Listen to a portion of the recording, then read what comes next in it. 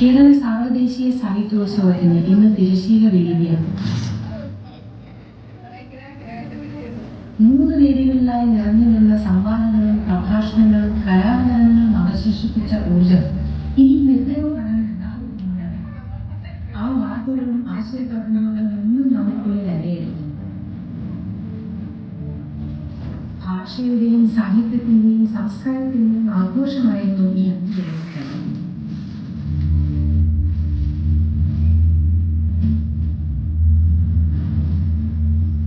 സാംസ്കാരികത ജീവശ്വാസം പോലെയാണെന്ന് നമ്മെ ബോധ്യപ്പെടുത്തിയ നിമിഷങ്ങൾ. സൗന്ദര്യാത്മകമായ സംവാദാത്മകമായ ഇടപെടലുകൾ. ഭാഷകരും ശ്രോതാക്കളും എന്ന വേർതിരിവില്ലാതെ, വേദിയെന്നോ സദസ്സെന്നോ രണ്ടായി കാണാതെ സാഹിത്യത്തെ സ്നേഹിക്കുന്ന എല്ലാ മനുഷ്യരും ഒരൊറ്റ ഒന്നയുടെ ഭാഗമായ ദിവസങ്ങൾ.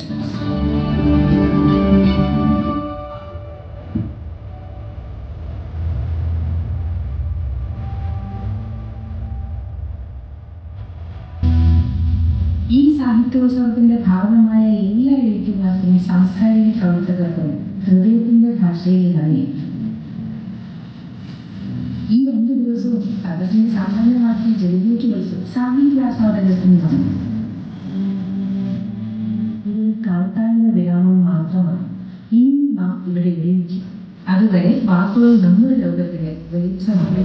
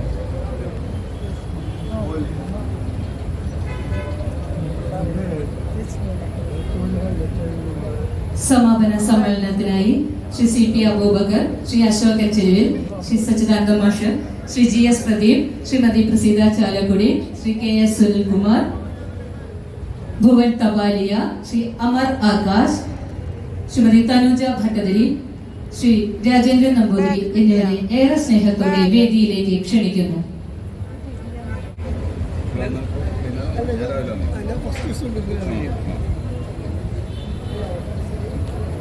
ഓഗസ്റ്റ് 17 മുതൽ ഇന്ന് വരെ 3 വേദികളിലായി ഏകദേശം 300ഓളം എഴുത്തുകാരും ചിന്തകരും നിറഞ്ഞ സദസ്സുമായി സജീവമായി അരങ്ങേറിയ ILFK സർവദേശീയ സാഹിത്യോത്സവത്തിന്റെ 2ാം പതിപ്പിന് നിറഞ്ഞ ചാരിതാർത്ഥ്യത്തോടെ ഈ സമാപന സമ്മേളനത്തിന് സ്വാഗതം പറയുന്നതിനായി കേരള സാഹിത്യ അക്കാദമിയുടെ സെക്രട്ടറി ശ്രീ CP അബൂബക്കറെ ബഹുമാനത്തോടെ ക്ഷണിക്കുന്നു.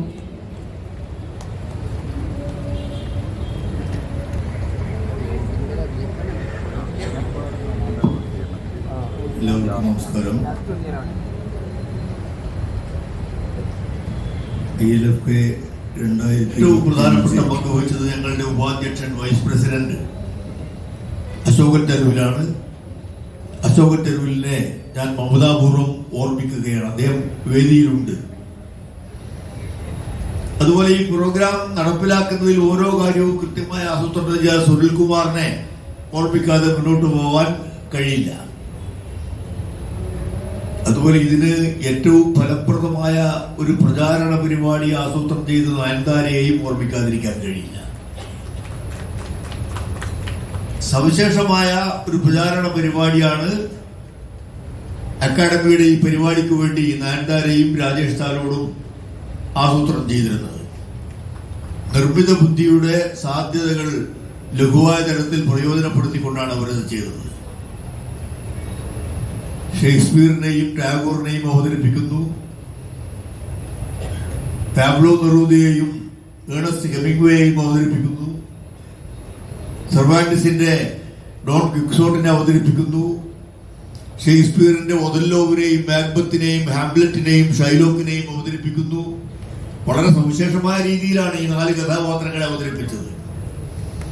ഈ 4 കഥാപാത്രങ്ങളും യഥാർത്ഥത്തിൽ എന്തായിരുന്നോ അതിന്റെ കോൺട്രാസ്റ്റ് ആയിട്ടാണ് അവതരിപ്പിച്ചത്, അതിന്റെ വിപരീതമായിട്ടാണ് അവതരിപ്പിച്ചത്. ഷൈലോക്ക് ഉദാരമതിയായ ഒരു സഹായിയായി മാറുന്നു. ചെറുകിട കൃഷിക്കാരെ, ചെറുകിട കച്ചവടക്കാരെ സംരക്ഷിക്കുന്നതിന് വേണ്ടിയുള്ള സംരംഭങ്ങൾ ആരംഭിക്കുന്നു. മഹത്തായ സാഹിത്യത്തിന്റെ സമ്പർക്കം ഉണ്ടായാൽ എങ്ങനെയും മനുഷ്യന്മാർക്ക് മാറാൻ കഴിയുമെന്ന സന്ദേശം കൂടി ആ പരസ്യത്തിൽ ഉൾക്കൊള്ളിച്ചിരുന്നു. ഞാൻ വിശദമായി അതിനെപ്പറ്റി പറയുന്നില്ല.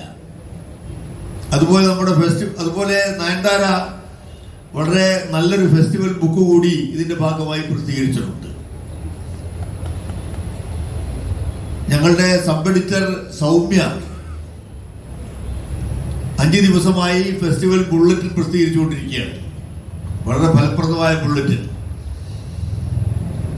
നമ്മുടെ ഈ ഫെസ്റ്റിവലിന്റെ വിശദാംശങ്ങൾ പ്രതിനിധികൾക്കും ജനങ്ങൾക്കും എത്തിക്കുന്ന തരത്തിലുള്ള നല്ല ബുള്ളറ്റിനാണ് അവർ പ്രസിദ്ധീകരിച്ചിട്ടുള്ളത് എന്നുള്ള കാര്യം ഞാൻ ഓർമ്മിക്കുകയാണ്. സോഷ്യൽ മീഡിയ വർക്ക്, വെബ്സൈറ്റിന്റെ വർക്ക്, ഇതൊക്കെ ചെയ്തിട്ടുള്ള സുഹൃത്തുക്കളെയും ഈ അവസരത്തിൽ ആലോചിക്കണം. ഡിസൈനിങ്ങിനും AI ആവിഷ്കാരങ്ങൾക്കും രാജേഷ് താലോട് വഹിച്ചിട്ടുള്ള പങ്കിനെയും ഈ അവസരത്തിൽ ഓർമ്മിക്കുകയാണ്. സാഹിത്യ അക്കാദമിയുടെ ജനറൽ കൗൺസിൽ അംഗമായ N. രാജനൂടെയുണ്ട്, താഴെയാണ് സദസ്സിലാണുള്ളത് തോന്നുന്നു. അദ്ദേഹമാണ് നമ്മുടെ ഫാക്കൽറ്റികളെ മുഴുവൻ ബന്ധപ്പെട്ടത്. എല്ലാ ആളുകളെയും ബന്ധപ്പെട്ടു. ഓരോ ദിവസവും അവരുടെ വിവരങ്ങൾ സംബന്ധിച്ച് അക്കാദമി ഭാരവാഹികൾക്ക് കൃത്യമായ അറിവുകൾ നൽകി. ഏറ്റവും അടുത്ത ദിവസം കൂടി, ഇന്നലെ പോലും ചില ആളുകൾ വരില്ല, ചില ആളുകൾ വരും, ചില ആളുകൾ പുതുതായിട്ട് വരും തുടങ്ങിയിട്ടുള്ള കാര്യങ്ങൾ അക്കാദമിയുടെ ഭാരവാഹികളെ അദ്ദേഹം അറിയിച്ചു കൊണ്ടിരുന്നു. അതുപോലെ യാത്രാ ചെലവും ഓണറേറിയവും ശരിയായ രീതിയിൽ വിതരണം ചെയ്യുന്നതിൽ ഓഫീസ് നേതൃത്വത്തിലുള്ള മാനേജർ മിനിയും അക്കൗണ്ടന്റ് മീനാകുമാരിയും വളരെ സവിശേഷമായ പങ്കാണ് വഹിച്ചിട്ടുള്ളത്. കഴിഞ്ഞ തവണയുള്ള തരത്തിലുള്ള ആക്ഷേപങ്ങളോ പരാതികളോ വേവലാതികളോ ഒന്നും തന്നെ ഉണ്ടാവാനിടയില്ലാത്ത രീതിയിൽ വളരെ കൃത്യമായി അത് നിർവഹിച്ച അവർക്കും അവരുടെ കീഴിലുള്ള മറ്റു ജീവനക്കാർക്കും ഞാൻ അഭിനന്ദനം അറിയിക്കുകയാണ്. മറ്റുള്ള ആളുകളെയും ഓർമ്മിക്കേണ്ടതുണ്ട്. ഭക്ഷണം തന്ന നിള ഹോട്ടൽ സംഘത്തിന്റെ ഉടമസ്ഥൻ ബാലകൃഷ്ണനെ ഓർമ്മിക്കണം. നല്ല പന്തലും അതുപോലെ തന്നെ ലൈറ്റ് ആൻഡ് സൗണ്ടും ഒക്കെ ഏർപ്പാട് ചെയ്തിട്ടുള്ള ഈ LED വാൾ ഏർപ്പാട് ചെയ്തിട്ടുള്ള ആളുകളെ ഓർമ്മിക്കണം. എല്ലാ ആളുകളുടെയും പേര് ഞാൻ ഓർമ്മിക്കുന്നില്ല. പോൾസന്റെ പേര് ഞാൻ ഓർമ്മിക്കുന്നുണ്ട്, CJ സൗണ്ട്സിന്റെ പേര് ഞാൻ ഓർമ്മിക്കുന്നുണ്ട്, അതിന്റെ ഉടമസ്ഥന്റെ പേരാണ് ഓർമ്മിക്കുന്നത്. LED വാളിന്റെ പൂനം റഹീമിന്റെ പേര് ഞാൻ ഓർമ്മിക്കുന്നു. അവരെയൊക്കെ ഞാൻ സന്തോഷത്തോട് ഓർമ്മിക്കുകയാണ്. അതുപോലെ ഈ കോമ്പൗണ്ടിൽ കാണുന്ന ഡെക്കറേഷൻ പ്രവൃത്തിയെല്ലാം ചെയ്തത് ഫൈൻ ആർട്സ് കോളേജിലെ വിദ്യാർത്ഥികളാണ്. ഉറക്കൊഴിഞ്ഞുകൊണ്ടാണ് അവരത് ചെയ്തത്. അവരെയും ഞാൻ ഓർമ്മിക്കുകയാണ്. അതിന് നേതൃത്വം കൊടുത്ത, അതിനെ സംബന്ധിച്ച് നിർദ്ദേശങ്ങൾ കൊടുത്ത മുരളി ജീവിതത്തിനെ എത്ര തവണ ഓർമ്മിച്ചാലും മതിയാവുകയില്ല. കുട്ടികളുടെ ശില്പശാല ഉണ്ടായിരുന്നു നമുക്ക്. ഈ ഫെസ്റ്റിവലിന്റെ സവിശേഷത കുട്ടികൾക്ക് വേണ്ടി ഒരു പ്രത്യേക ശില്പശാല നടത്തി എന്നുള്ളതാണ്. ആ ശില്പശാല നടത്തുക മാത്രമല്ല, അതിലൊരു സെഷൻ ഡിഫറൻ്റ്ലി ഏബിൾഡ് ആയിട്ടുള്ള കുട്ടികൾക്ക് വേണ്ടി, ഭിന്നശേഷിക്കാരായ കുട്ടികൾക്ക് വേണ്ടി പ്രത്യേകം ആസൂത്രണം ചെയ്തു. ആ സെഷൻ ആ ദിവസത്തെ ആ പരിപാടികൾ നടത്തിയത് ബാലസാഹിത്യ ഇൻസ്റ്റിറ്റ്യൂട്ടിന്റെ സഹായത്തോടു കൂടിയാണ്. ആ ശില്പശാലയുടെ ഡയറക്ടറായി പ്രവർത്തിച്ചത് ബാലസാഹിത്യ ഇൻസ്റ്റിറ്റ്യൂട്ട് ഡയറക്ടർ പൊള്ളിയറ ശ്രീധരനാണ്. അതിന് ക്രിയേറ്റീവ് ഡയറക്ടറായി പ്രവർത്തിച്ചത് പ്രശസ്ത കഥാകാരിയായ പ്രിയയാണ്. രണ്ടുപേരെയും ഓർമ്മിക്കാതെ മുന്നോട്ട് പോവാൻ കഴിയില്ല. ഇനിയും ഒരുപാട് പേര് ഓർമ്മിക്കാറുണ്ട്. ഇവിടെയുള്ള ഓരോ ആളെ സംബന്ധിച്ചും പറഞ്ഞാലും എനിക്ക് ഈ പ്രസംഗം അവസാനിപ്പിക്കാൻ കഴിയില്ല. അതുകൊണ്ട് ഞാൻ ആ ഓർമ്മിക്കൽ കൃത്യം ഇവിടെ നിർത്തുകയാണ്. ഞാൻ നേരത്തെ സൂചിപ്പിച്ചിട്ടതുപോലെ 3 തരത്തിലുള്ള പരിപാടികളാണ് നടന്നത്.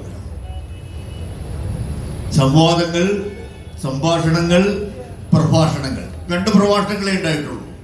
പക്ഷേ ഈ 2 പ്രഭാഷണങ്ങൾ വളരെ അർത്ഥവത്തായ പ്രഭാഷണങ്ങളായിരുന്നു.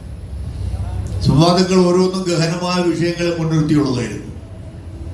സംഭാഷണങ്ങളാവട്ടെ വളരെ ആകർഷകവും ഹൃദ്യവുമായ അനുഭവമാണ് ശ്രോതാക്കൾക്ക് പ്രദാനം ചെയ്തത്. വളരെ പ്രഗത്ഭരായ ആളുകൾ തമ്മിലുള്ള സംഭാഷണമാണ് നടന്നത്. ഇന്നും 1-2 സംഭാഷണങ്ങൾ നടന്നു. തീർച്ചയായിട്ടും ഇതൊക്കെ തന്നെ നമ്മുടെ ശ്രോതാക്കളുടെയും പ്രതിനിധികളുടെയും മനസ്സിൽ എല്ലാ കാലവും നിലനിൽക്കുന്ന അനുഭവമായിരിക്കും എന്ന് പറയാതിരിക്കാൻ നിർവാഹമില്ല.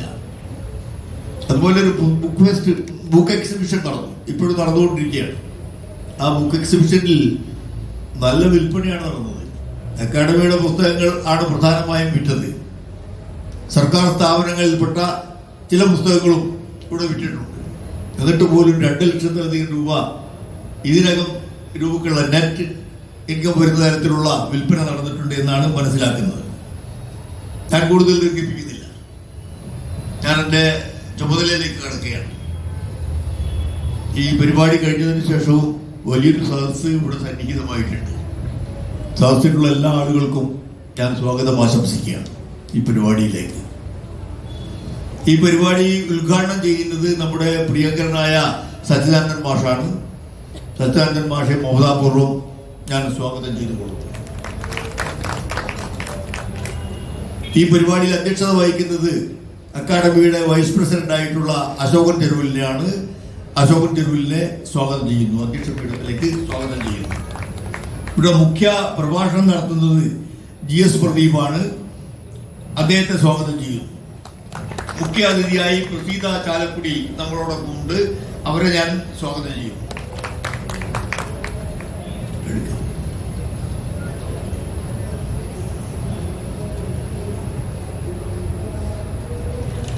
ഇന്ന് ഈ സമാപനം കൂടാതെ മറ്റൊരു പ്രധാന പരിപാടി കൂടി നടക്കുന്നുണ്ട്. അക്കാഡമിയുടെ ലൈബ്രറിയുടെ പേര് മാറ്റുന്നുണ്ട്. അക്കാഡമി ഓഡിറ്റോറിയത്തിന്റെ പേര് ഉദ്ഘാടന ദിവസം മാറ്റി കേരള സാഹിത്യ അക്കാദമി MD ഓഡിറ്റോറിയം എന്നാക്കി മാറ്റി. ലൈബ്രറിയുടെ പേര്, ലൈബ്രറി വളരെ വലിയൊരു ലൈബ്രറിയാണ് എന്ന് നിങ്ങൾക്ക് എല്ലാവർക്കും അറിയാമെന്നാണ് ഞാൻ വിചാരിക്കുന്നത്. വളരെ വലിയ ഒരു ലൈബ്രറിയാണ്. ആ ലൈബ്രറി 1,70,70,000-ലധികം പുസ്തകങ്ങളുള്ള ലൈബ്രറിയുടെ പേര് കേരള സാഹിത്യ അക്കാദമി ലളിതാംബിക അന്തർജനം സ്മാരക ഗ്രന്ഥാലയം എന്ന് പേര് മാറ്റുകയാണ്. ആ കർത്തവ്യം കൂടി സച്ചിദാനന്ദൻ മാഷ് അദ്ദേഹത്തിന്റെ ഉദ്ഘാടന പുസ്തകത്തിൽ നിർവഹിക്കും. ലളിതാംബിക അന്തർജനത്തിന്റെ കുടുംബാംഗങ്ങളായിട്ടുള്ള അവരുടെ മകനായിട്ടുള്ള രാജേന്ദ്രൻ നമ്പൂതിരിയും തനുജ ഭട്ടതിരിയും ഇവിടെ സന്നിഹിതരായിട്ടുണ്ട്. അവരെ ഞാൻ സ്വാഗതം ചെയ്തു. നമ്മുടെ അയൽനാട്ടിൽ നിന്നുള്ള ഭുവൻ കപാലിയെയും അമർ ആകാശും ഈ വേദിയിൽ സന്നിഹിതരായിട്ടുണ്ട്. അവരെയും സ്വാഗതം ചെയ്യുകയാണ്. ഒരിക്കൽ കൂടി എല്ലാവരെയും സ്വാഗതം ചെയ്തുകൊണ്ട് അധ്യക്ഷ വേദിയിലേക്ക് അശോകൻ തെരുവിലിനെ ക്ഷണിച്ചുകൊണ്ട് ഞാൻ അവസാനിപ്പിക്കുന്നു. നമസ്കാരം.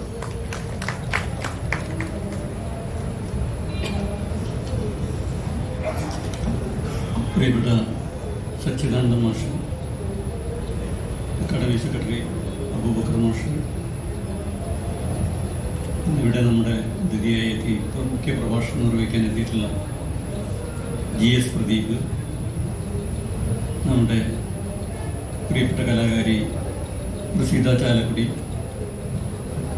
അതുപോലെ അതിഥികളായിട്ടുള്ള ഭുവൻ തപാലിയ, അമർ ആകാശ്, ലളിതാംബിക അന്തർജനത്തിൻ്റെ മകൻ രാജേന്ദ്രൻ നമ്പൂതിരി, കുടുംബാംഗമായിട്ടുള്ള തനുജ ഭട്ടതിരി, പ്രസിദ്ധയായ എഴുത്തുകാരി കൂടിയാണ്. ഈ പ്രവർത്തനങ്ങളുടെയൊക്കെ തന്നെ കൺവീനറായി പ്രവർത്തിച്ച, പ്രോഗ്രാം കമ്മിറ്റിയുടെ കൺവീനറായി പ്രവർത്തിച്ച സുനിൽകുമാർ തുടങ്ങി വേദിയിലും സദസ്സിലും ഇരിക്കുന്ന ബഹുമാനരായിട്ടുള്ള സുഹൃത്തുക്കൾ, നേരത്തെ സെക്രട്ടറി അബൂബക്കർ മാഷ് സൂചിപ്പിച്ച പോലെ ഇന്ന് ഈ പരിപാടി അവസാനിക്കുമ്പോൾ ചാരിതാർത്ഥ്യവും അതോടുകൂടി ഈ പരിപാടി ഇങ്ങനെ പെട്ടെന്ന് അവസാനിച്ചല്ലോ എന്നുള്ളൊരു ദുഃഖവും തൃശ്ശൂരിലെയും അതുപോലെ തന്നെ കേരളത്തിൻ്റെ പല ഭാഗങ്ങളിൽ നിന്നെത്തിയിട്ടുള്ള സാംസ്കാരിക പ്രവർത്തകരുടെയും വായനക്കാരുടെയും എഴുത്തുകാരുടെയും മനസ്സിലുണ്ട് എന്നാണ് എനിക്ക് തോന്നുന്നത്. കഴിഞ്ഞ ഒരു വർഷം മുമ്പ് ആദ്യമായി 2024 അക്കാദമി ഇതുപോലെ ഒരു അന്തർദേശീയ സാഹിത്യോത്സവം നടത്തിയത്.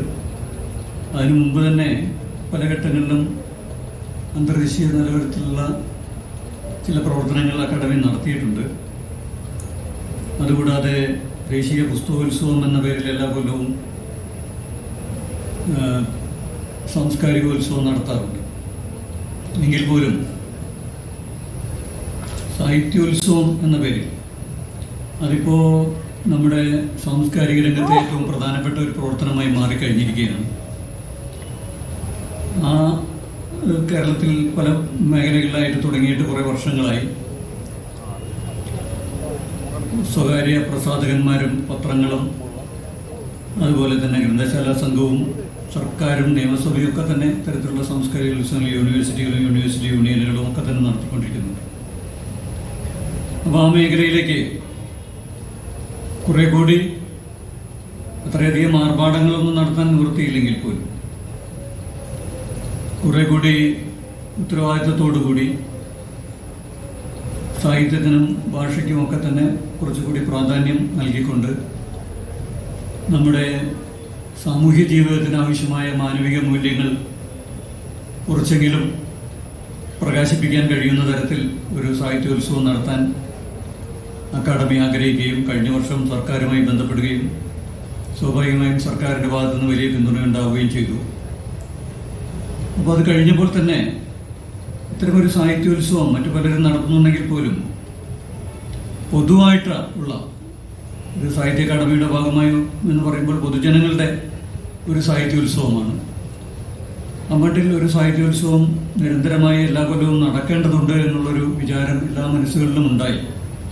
അതിനുവേണ്ടിയുള്ള കാത്തിരിപ്പായിരുന്നു പിന്നീട്. അക്കാദമിയേക്കാൾ സർക്കാരിനേക്കാൾ ഈ കാര്യത്തിൽ കാത്തിരിപ്പ് സാംസ്കാരിക ലോകത്തെ സാംസ്കാരിക പ്രതിഭകൾക്കും വായനക്കാർക്കും ആ മേഖലയിൽ താല്പര്യമുള്ളവർക്കുമായിരുന്നു. പക്ഷെ കഴിഞ്ഞ വർഷത്തെ പോലെ കൂടുതൽ ദിവസം എടുത്തു നടത്താൻ കഴിഞ്ഞില്ല. സാംസ്കാരിക സ്ഥാപനങ്ങൾക്കുള്ള ഫണ്ടിൻ്റെ അത് പല കാരണങ്ങളുണ്ട്, നമുക്ക് എല്ലാവർക്കും അറിയാം.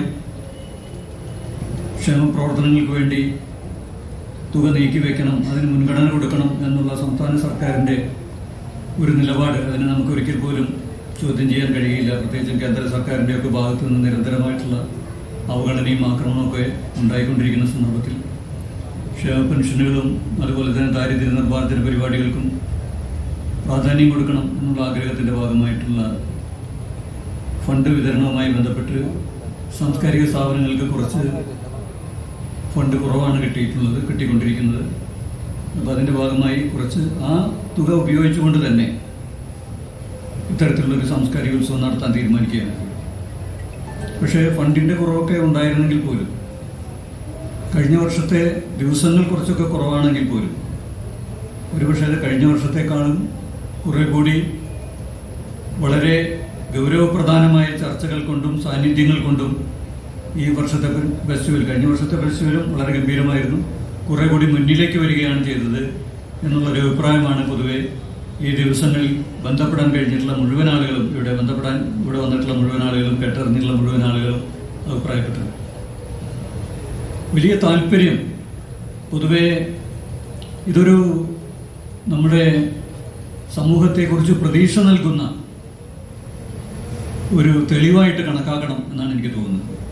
കാരണം ഇപ്പോൾ ലോകത്ത് തന്നെ പലതരത്തിലുള്ള ദുരിതങ്ങളുടെയും കഷ്ടപ്പാടുകളുടെയും നീറുന്ന വേദനകളുടെയും നിലവിളികളുടെയും കുഞ്ഞുങ്ങളുടെ അരക്ഷിതമായ ജീവിത സാഹചര്യങ്ങളുടെയും ഒരു പശ്ചാത്തലത്തിലാണ് നമ്മൾ ജീവിച്ചുകൊണ്ടിരിക്കുന്നത്.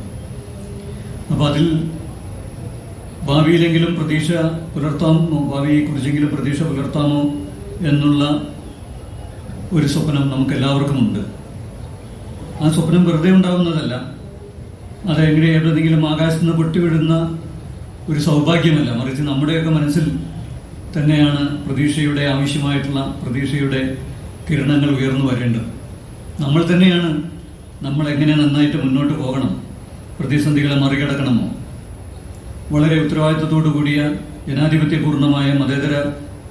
പൂർണ്ണമായ മതനിരപേക്ഷമായ ഒരു സമൂഹമായിട്ട് സന്തുഷ്ടിയോടും സമാധാനത്തോടും ആഹ്ലാദത്തോടും കൂടിയുള്ള ഒരു ജീവിതം ലോകത്തിന് പ്രദാനം ചെയ്യണമെന്ന് തീരുമാനിക്കുന്നത് നമ്മൾ തന്നെയാണ്, നമ്മൾ ഓരോരുത്തരുമാണ്. അപ്പോൾ സാഹിത്യത്തോടും കലയോടും പ്രത്യേകിച്ച് അതൊക്കെയായി ബന്ധപ്പെട്ടിട്ടുള്ള ഇത്തരം സാംസ്കാരിക ഉത്സവങ്ങളോടും സാധാരണക്കാരായ ആളുകൾ പോലും പ്രകടിപ്പിക്കുന്ന ഒരു വലിയ താല്പര്യം, അതാണ് ഏറ്റവും സന്തോഷകരമായിട്ടുള്ള ഒരു കാര്യം. ഈ ദിവസങ്ങളിൽ നമുക്ക് പ്രകടമായത് അതാണ്. ഇത് കേവലം ഒരു ഉത്സവത്തോടുള്ള ഒരു പ്രതിപത്തിയോ താല്പര്യമോ ആയിട്ട് നമുക്ക് കണക്കാക്കാൻ പറ്റും. അതാണ് സാഹിത്യ അക്കാദമി സാഹിത്യോത്സവം മറ്റു ഫെസ്റ്റിവലുകളിൽ നിന്നൊക്കെ വ്യത്യസ്തമാണ്. മറ്റു ഫെസ്റ്റിവലിൻ്റെ അതിൻ്റെ ഔന്നത്യത്തെ കുറച്ച് കാണിക്കുകയില്ല. എങ്കിൽ പോലും നമുക്കറിയാമല്ലോ, അവിടെ വളരെയേറെ ആർഭാടത്തോടു കൂടിയും പലതരത്തിലുള്ള കൗതുകങ്ങളും കൂടുതൽ കലാവിരുന്നുകളും മറ്റു പല സംഗതികളും ഒക്കെ സമാന്തരമായി നടത്തിക്കൊണ്ടാണ് അത്തരം ഫെസ്റ്റിവലുകളൊക്കെ നടന്നു പോകുന്നത്. മാത്രമല്ല അവയൊക്കെ നടക്കുന്നത് വളരെ പ്രസിദ്ധമായിട്ടുള്ള കടൽ തീരങ്ങളിലും ടൂറിസ്റ്റ് അട്രാക്ഷനുള്ള കടൽ തീരങ്ങളിലും കായൽ തീരങ്ങളിലും ഒക്കെയാണ്. ടൂറിസവുമായൊക്കെ അതിന് നല്ല ബന്ധമുണ്ട്. പക്ഷെ നമ്മുടെ സാഹിത്യോത്സവം അങ്ങനെ ഒരു അന്തരീക്ഷത്തിലല്ല നടക്കുന്നത്. ഇപ്പോൾ തൃശ്ശൂർ ഒരു ടൂറിസ്റ്റ് കേന്ദ്രമല്ല, അല്ലെങ്കിൽ ഇവിടേക്ക് വരാൻ ആളുകൾ താല്പര്യമില്ല എന്നല്ല പറയുന്നത്. എങ്കിൽ പോലും നമ്മുടെ ഈ പരിമിതമായ സ്ഥല സൗകര്യത്തിനകത്ത് അതിനുള്ള സൗകര്യങ്ങൾ ഏർപ്പാട് ചെയ്യാൻ നമുക്ക് കഴിയുകയുമില്ല. ഇവിടെ പ്രധാനമായിട്ടും ഇവിടുത്തെ സിമ്പോസിയങ്ങളും സെമിനാറുകളും പ്രഭാഷണങ്ങളും അഭിമുഖ സംഭാഷണങ്ങളും തന്നെയാണ്. അതിലുന്നയിക്കപ്പെട്ട വിഷയങ്ങളാണ്. അവിടേക്ക് വന്ന പ്രതിഭകളായിട്ടുള്ള എഴുത്തുകാരുടെ സാന്നിധ്യമാണ് ഏറ്റവും പ്രധാനമായത്. അതിനേക്കാൾ പ്രധാനമായത് ഇവിടെ ഓരോ വേദിയിലും തടിച്ചുകൂടി അവിടെ പറയുന്ന കാര്യങ്ങൾ കേൾക്കാനും ശ്രദ്ധിച്ചു കേട്ട് സംശയങ്ങൾ ഉന്നയിക്കാനും ഒക്കെ തന്നെ താല്പര്യം കാണിച്ച ഓരോ സദസ്സിലെയും വലിയ മട്ടിലുള്ള വലിയ ജാഗ്രത പുലർത്തിയ സദസ്സിൻ്റെ സാന്നിധ്യമാണ് നമ്മുടെ സാഹിത്യോത്സവത്തെ ഏറ്റവും പ്രധാനമാക്കുന്നത്. അത് കേവലമായിട്ടുള്ള ഒരു ജനക്കൂട്ടത്തിൻ്റെ സാന്നിധ്യം കൊണ്ട് മാത്രം ഉണ്ടാകുന്നതല്ല, മറിച്ച് പൊതുവെ സാഹിത്യരംഗത്തിൻ്റെ എല്ലാ മേഖലകളിലും ഈ ഒരു ഉണർവ് കാണാനുണ്ട്. ഇപ്പോൾ കവിതയുടെ മേഖലയിൽ പലപ്പോഴും തമാശയായി പറയാറുണ്ട് എല്ലാവരും കവികളായിരിക്കുന്നു എന്ന് പറയാറുണ്ടെങ്കിലും അത് വളരെ നല്ല ഒരു കാര്യമാണ്. എല്ലാവരും ലോകത്തെ കവിതയുടെയും കാവ്യത്തിൻ്റെയും വീക്ഷണത്തിലൂടെ അതിൻ്റെ സൗന്ദര്യാത്മകമായ പ്രതീക്ഷാനിർഭരമായ കാരുണ്യപൂർണമായ ആ ഒരു കാഴ്ചപ്പാടിലൂടെ ലോകത്തെ കാണാൻ ആഗ്രഹിക്കുന്നു എന്നുള്ളതാണ് അതിൻ്റെ ഒരു അർത്ഥം. മറിച്ച് അതുപോലെ തന്നെ എല്ലാ സാഹിത്യ മേഖലകളിലും, കഥയുടെ ആയാലും പ്രത്യേകിച്ച് നോവലിൻ്റെ മേഖലകളിൽ, അതുപോലെ തന്നെ സാഹിത്യ ചർച്ചകൾ, സാഹിത്യ നിരൂപണം എന്നുള്ളൊരു സംഗതി പലപ്പോഴും പത്രഭക്തികളിലൊക്കെ കുറവായി വരുന്നുണ്ടെങ്കിൽ തന്നെയും സോഷ്യൽ മീഡിയയിലൂടെയൊക്കെ തന്നെ അതിന് കിട്ടുന്ന പിന്തുണ, ജനങ്ങളൊക്കെ തന്നെ പലപ്പോഴും നമ്മുടെ പുസ്തകശാലകളിലൊക്കെ വന്ന പുസ്തകങ്ങളുടെ വിൽപ്പന, അതിൻ്റെ ഗ്രാഫ് ഒക്കെ തന്നെ വായനയുടെ കാര്യങ്ങളിലൊക്കെ തന്നെ വന്നിട്ടുള്ള അതുകൂടി പരിഗണിക്കുമ്പോഴാണ് ഇത് ശരിയായിട്ടുള്ള ഒരു സാഹിത്യ താല്പര്യവും സാംസ്കാരിക താല്പര്യവും മാനവിക മൂല്യങ്ങളോടുള്ള ഒരു താല്പര്യത്തിൻ്റെയും പ്രകടനമാണ്, അതിൻ്റെ ലക്ഷണമാണ് എന്ന് നമുക്ക് മനസ്സിലാക്കാൻ കഴിയും.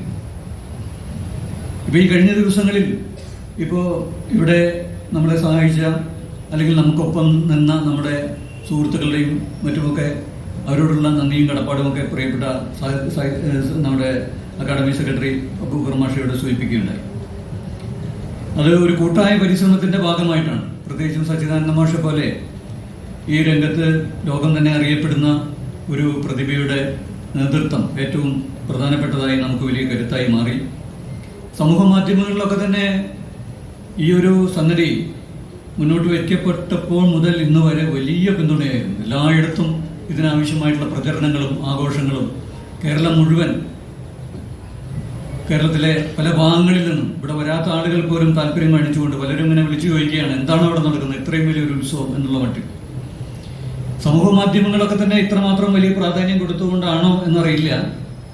നമ്മുടെ സാധാരണ നമ്മുടെ പത്രമാധ്യമങ്ങൾ അത്ര ഒരു പ്രാധാന്യം ഇവിടെ നടന്ന പരിപാടികളുടെ ആ ഔന്നത്യത്തിനും പ്രസക്തിക്കും അനുയോജ്യമായ ഒരു പിന്തുണയോ അല്ലെങ്കിൽ അതിനനുസരിച്ചുള്ള ഒരു പ്രചാരണമോ നമ്മുടെ പത്രങ്ങൾ കൊടുത്തു എന്ന് പറയാൻ കഴിയില്ല. ഇപ്പോൾ അതൊക്കെ സമൂഹ മാധ്യമങ്ങളെ ഏൽപ്പിച്ച് ഞങ്ങളുടെ ഒരു റോളല്ല, ഞങ്ങളുടെ ഒരു പരിപാടിയല്ല എന്ന് പറഞ്ഞ് അവർ പിൻവാങ്ങിയതാണോ എന്നറിഞ്ഞുകൂടാ. പൊതുവെ സാഹിത്യോത്സവങ്ങൾക്ക് നമ്മുടെ പത്രമാധ്യമങ്ങൾ ഒരു സമുചിതമായ താല്പര്യങ്ങൾ എടുക്കുന്നുണ്ട് എന്ന് പറയാതെ വയ്യ. അത് ഒരു തരം വിഭാഗീയത അവിടെ കാണാനുണ്ട്. കാരണം എന്ന് വെച്ച് കഴിഞ്ഞാൽ പലപ്പോഴും സാഹിത്യോത്സവങ്ങളൊക്കെ നടക്കുന്നത് ഇപ്പോൾ സച്ചിദാനന്ദ മാഷ് നേതൃത്വം കൊടുത്തുകൊണ്ട് കുറേ കാലങ്ങളായി നടത്തുകൊണ്ടിരിക്കുന്ന കോഴിക്കോട്ടെ സാഹിത്യോത്സവം അതിൽ DC പങ്കാളിത്തമുണ്ട്, DC പബ്ലിക്കേഷൻസ് പങ്കാളിത്തമുണ്ട് എന്നുള്ളതിൻ്റെ പേരിലോ മറ്റോ അത്രയും വലിയൊരു സാഹിത്യോത്സവം കോഴിക്കോട് നടന്നിട്ടും പല പത്രങ്ങളും അത് DC-യുടേതാണ് അല്ലെങ്കിൽ അങ്ങനെ ഒരു സംവിധാനം കൂടി അതിൻ്റെ പിന്നിലുണ്ട് എന്നുള്ളത് കൊണ്ട് ഒരു അക്ഷരം പോലും അതിനെക്കുറിച്ച് കൊടുക്കാതിരിക്കാനുള്ള ചങ്കൂറ്റം എന്ന് തന്നെ പറയട്ടെ, വേറെ നല്ല വാക്കുകൾ പറയാം. നമ്മുടെ പത്രങ്ങളും അതുപോലെയുള്ള മാധ്യമങ്ങളും ഒക്കെ തന്നെ സാഹിത്യവുമായി ബന്ധപ്പെട്ട് വളർന്നു വന്ന ഒരു ചരിത്രം നമുക്കുണ്ട് എന്നുള്ളത് അവർ പലപ്പോഴും മറന്നുപോകും. അത്തരം സംഘടിതമായ താല്പര്യങ്ങളാണ് ഓരോ ഫെസ്റ്റിവലിലും മറിച്ചും തിരിച്ചും ഒക്കെ തന്നെ ഉണ്ടായിക്കൊണ്ടിരിക്കുന്നത്. പക്ഷെ നമ്മൾ വിചാരിച്ചു ഇതൊരു പൊതുവായിട്ടുള്ളത്, അക്കാഡമി എന്ന് പറഞ്ഞാൽ ഏതെങ്കിലും ഒരു സ്വകാര്യ സ്ഥാപനമല്ല, ഏതെങ്കിലും ഒരു പബ്ലിഷിംഗ് സ്ഥാപനമല്ല. അതുകൊണ്ട് പത്രങ്ങളുടെ ഭാഗത്തു നിന്ന് അത്തരത്തിലുള്ള വിഭാഗീയമായ കാഴ്ചപ്പാടുകൾ ഉണ്ടാവുകയില്ല എന്നാണ് വിചാരിച്ചത്. ഇനിയിപ്പോൾ സാഹിത്യ അക്കാദമിയും ഒരു പ്രസിദ്ധീകരണ സ്ഥാപനം നടത്തുന്നുണ്ട്, ചില പ്രസിദ്ധീകരണങ്ങളൊക്കെ ഉണ്ട്, അതിൻ്റെ പേരിലാണോ എന്ന് അറിഞ്ഞുകൂടാ. എന്തായാലും അതിൻ്റെ ഒരു പിന്തുണ വേണ്ടത്ര രീതിയിൽ ഉണ്ടായിട്ടില്ല. അത് അവർ ചിന്തിക്കണം എന്നുള്ളൊരു അഭ്യർത്ഥന ഞാൻ വെക്കുകയാണ്. മറ്റൊരു കാര്യം, പൊതുവെ നമ്മുടെ രാഷ്ട്രീയ രംഗത്തുണ്ടാകുന്ന തർക്കങ്ങളും വിവാദങ്ങളുമൊക്കെ ഇത്തരം സാഹിത്യോത്സവങ്ങളിലേക്ക് കൂടി കൊണ്ടുവരാനുള്ളൊരു ശ്രമം പല കോണുകളിലും ഉണ്ടാകുന്നു എന്നുള്ളത് വലിയ ദുഃഖകരമായ കാര്യമാണ്.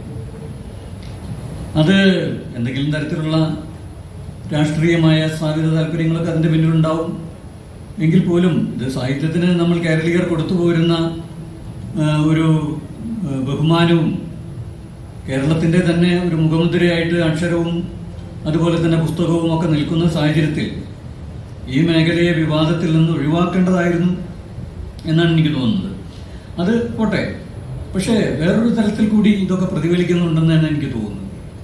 കാരണം ഇപ്പോൾ മതേതരത്വത്തിൻ്റെയും ജനാധിപത്യത്തിൻ്റെയും ഒരു ഇടം എന്നുള്ള നിലയ്ക്കാണ് സാഹിത്യവും കലകളും കേരളത്തിൽ ഉയർന്നു വന്നുകൊണ്ടിരിക്കുന്നത്. ഞാൻ വിചാരിക്കുന്നത് സമൂഹത്തിലെ മതേതരത്വവും ജനാധിപത്യവും വെല്ലുവിളിക്കപ്പെടുമ്പോൾ അത് വെല്ലുവിളിക്കപ്പെടുന്നതിനോടുള്ള മാനസികമായ ക്ഷോഭത്തിൻ്റെ ഭാഗമായിട്ടാണ് കേരളത്തിലെ സാംസ്കാരിക ലോകം ഉണർന്നുകൊണ്ടിരിക്കുന്നത്, എഴുത്തും കലയുമൊക്കെ കൂടുതൽ സജീവമായിരിക്കുന്നതെന്ന് എനിക്ക് തോന്നുന്നു.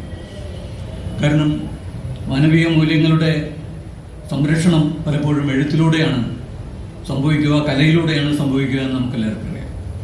അപ്പോൾ കലയുടെയും സാഹിത്യത്തിൻ്റെയും വേദികൾ വിവാദങ്ങളുണ്ടാക്കി അതിനെ തകർക്കാനോ അല്ലെങ്കിൽ അതിനെ അപ്രസക്തമാക്കാനോ അതിനെ വിഭാഗീയമാക്കാനോ അതിനുള്ളൊരു ശ്രമം ചില കോണുകളിൽ നിന്നുണ്ടാകുന്നുണ്ടോ എന്നൊരു സംശയം പൊതുവെ മാനവിക ജനാധിപത്യ മൂല്യങ്ങളൊക്കെ തന്നെ വെല്ലുവിളിക്കപ്പെട്ടുകൊണ്ടിരിക്കുന്ന സാഹചര്യത്തിൽ അതിൻ്റെ തന്നെ ഒരു ഭാഗമെന്ന് പറയാവുന്ന സാംസ്കാരിക ഉത്സവങ്ങളും ഈ ഭീഷണി നേരിടുന്നുണ്ടോ എന്നൊരു സംശയം പലപ്പോഴും ഇത്തരത്തിലുള്ള കാര്യങ്ങൾ മുന്നിൽ വരുമ്പോൾ നമുക്ക് തോന്നുന്നു. എന്തായാലും ഇന്ന് സച്ചിദാനന്ദ മാഷ് വലിയൊരു ദൗത്യം, അതായത് അത് അക്കാദമിയുടെ വലിയൊരു ഉത്തരവാദിത്വം ഇവിടെ നിർവഹിക്കുകയാണ്. മലയാളത്തിൻ്റെ പ്രിയപ്പെട്ട എഴുത്തുകാരി ലളിതാംബിക അന്തർജനത്തിൻ്റെ പേര് നമ്മുടെ സാഹിത്യ അക്കാദമി ഗ്രന്ഥാലയത്തിന് നൽകുകയാണ്. ഒരുപക്ഷെ സാഹിത്യ അക്കാദമിയിലെ വർഷങ്ങളായിട്ട് സാഹിത്യ അക്കാദമിയുടെ പരിസരത്ത് ഒക്കെ ഉള്ള ഇവിടെയൊക്കെ അടുത്ത് ജോലി ചെയ്തിട്ടുള്ള ഒരാളെന്നുള്ള നിലയിൽ സാഹിത്യ അക്കാദമിയുടെ ഏറ്റവും പ്രധാനപ്പെട്ട ഒരു ഭാഗം എന്ന് പറയുന്നത് ഈ ഗ്രന്ഥാലയമാണ് എന്ന് എനിക്ക് പറയാൻ കഴിയും. അക്കാദമിയുടെ ഭാരവാഹിയായിരിക്കുമ്പോഴോ അംഗമായിരിക്കുമ്പോഴോ അല്ലെങ്കിൽ ഒക്കെ തന്നെ നിരന്തരമായിട്ട് അല്ലാത്തപ്പോഴും ഒക്കെ തന്നെ ഞാൻ അക്കാദമിയിൽ ഏറ്റവും കൂടുതൽ ബന്ധപ്പെടുന്ന ഒരു സ്ഥാപനം, ഉപയോഗിക്കുന്ന ഒരു സ്ഥാപനം അക്കാദമിയുടെ ലൈബ്രറിയാണ്. അപ്പോൾ അതിന് നമ്മളെല്ലാവരും വളരെ ബഹുമാനത്തോടുകൂടി ആദരിക്കുന്ന നമ്മുടെ നവോത്ഥാനത്തിൻ്റെ എഴുത്തുകാരി ലളിതാംബിക അന്തർജനത്തിൻ്റെ പേര് സച്ചിദാനന്ദ മാഷ് പ്രഖ്യാപിക്കുന്ന ഈ ഒരു അവസരം കൂടിയാണ്. അതിൻ്റെ സന്തോഷം കൂടി ഇവിടെ പ്രകടിപ്പിച്ചുകൊണ്ട് എൻ്റെ വാക്കുകൾ ചുരുക്കുന്നു. നമസ്കാരം. ഉദ്ഘാടനം, തിരിഞ്ഞു നോട്ടം, സാഹിത്യ അക്കാദമി ലൈബ്രറിക്ക് ലളിതാംബിക അന്തർജന സ്മാരക ലൈബ്രറി എന്ന പേരിടൽ എന്നിവയ്ക്കായി ബഹുമാനപ്പെട്ട സച്ചിദാനന്ദൻ മാഷെ ക്ഷണിക്കുന്നു.